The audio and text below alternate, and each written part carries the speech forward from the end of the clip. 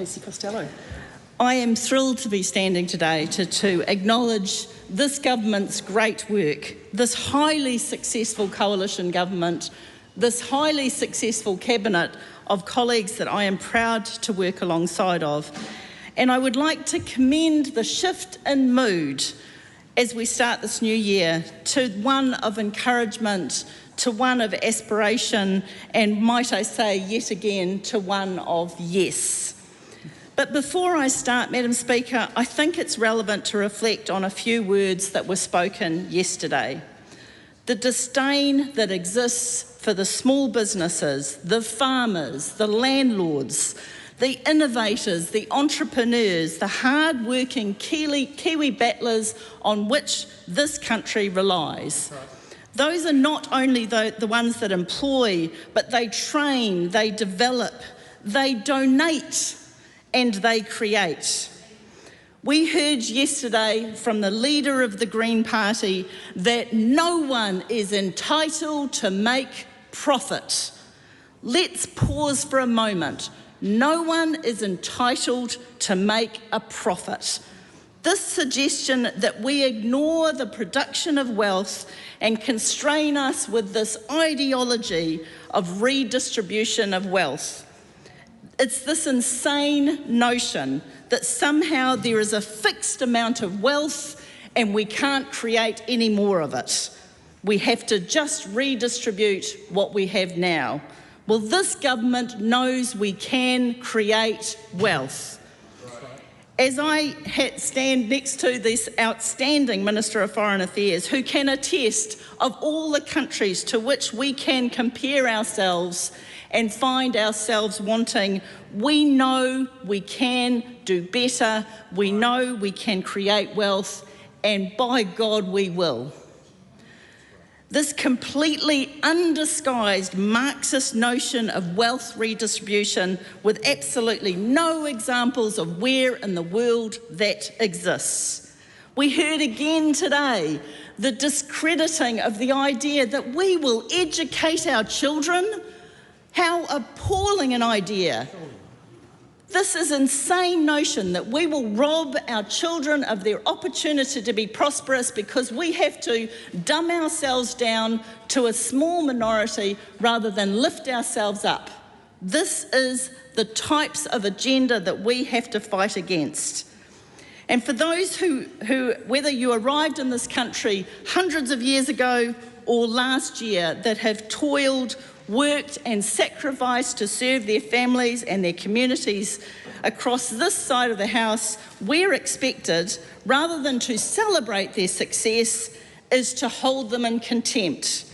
Well, I can say, Madam Speaker, New Zealand First will not condemn those battlers to be demonised for making a profit. It was evident yesterday that from many contributions from the opposition that this relevance exists by starting a fight. We have to pit landlords against tenants. We have to pit employers against employees. We have to pit the wealthy against the poor. And most importantly, we have to pit Māori against everybody. But in the real world, Madam Speaker, we know that if you want people to be helped, then you tell them the truth. You bring them together with the solutions and you empower, you encourage, and most importantly, recognise the importance of personal accountability. We need better than robbing our young people of the belief in opportunity, and I think we need a lot better than insulting our older New Zealanders for their hard work in doing the unthinkable, which is obtaining wealth and making a profit. Madam Speaker, I will go from this now to talk about the practical stuff that this government is doing to turn things around, to deliver. I will talk specifically about the areas for which I have responsibility and the practical steps and the successes that we can see. Firstly, as Minister of Customs, I think that we have to give credit to a ministry that is largely unheralded and unseen for the huge contribution this dedicated team delivers. They help us build the economy. They collect over $17 billion worth of revenue. They facilitate the trade agreements that are so cleverly and strategically negotiated. They truly are unheralded. The hard work behind the trade agreements that are signed is often unseen. The ability to facilitate and make the technical and administrative processes work needs to be recognised. But not only do we have a presence here in New Zealand, but we have a presence around the world. We have dedicated representatives who continue to meet and negotiate and facilitate trade around the world. They break up the bottlenecks of trade. They make sure that when there's a hiccup, there's someone on the ground to make it happen. And we will continue to expand that presence around the country because New Zealand has an outstanding reputation in international trade. We have an outstanding reputation of getting things done, and we will continue to grow that reputation. Not only do we facilitate trade, but we also facilitate travel. We have developed the New Zealand Traveller Declaration form, which is online, and just before Christmas we had a nearly 70% take-up of the use of the online Traveller Declaration. This is exactly as the previous speaker talked about, is the use of technology, the advancements that we can achieve to get better things done. We are also upgrading the e-gates, and we have allowed e-gates to expand to include a large number of other countries to make it easier to get into this country.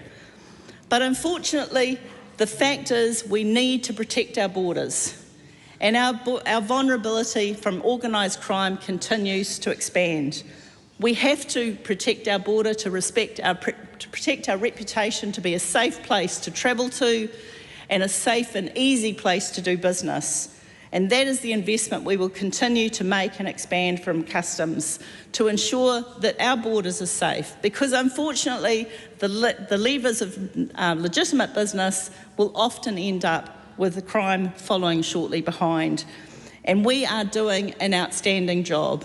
But I know with the police and customs reputation of working well together that we can do better.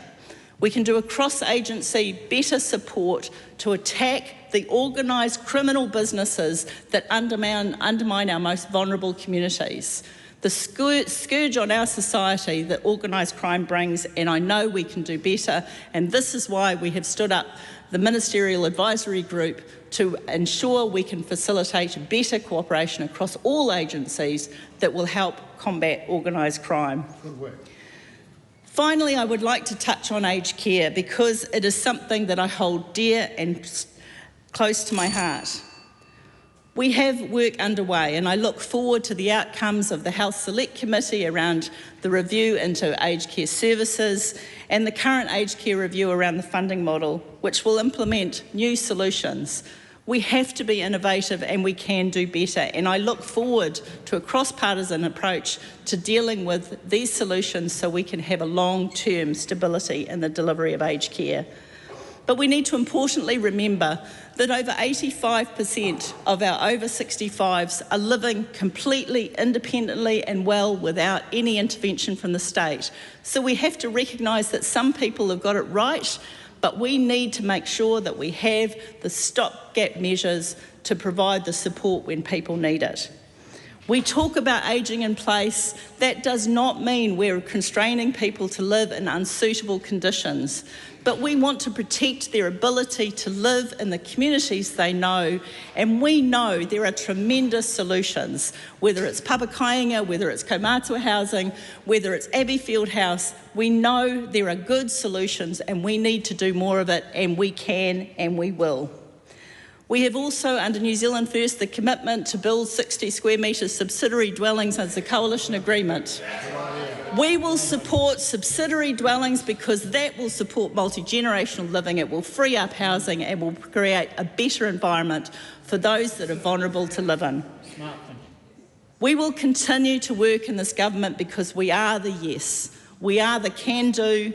We know how to run farms, we know how to run businesses, we know what it means to employ people, we know what it means to worry about making payroll, and we know that it's okay to make a profit. Thank you, Madam Speaker.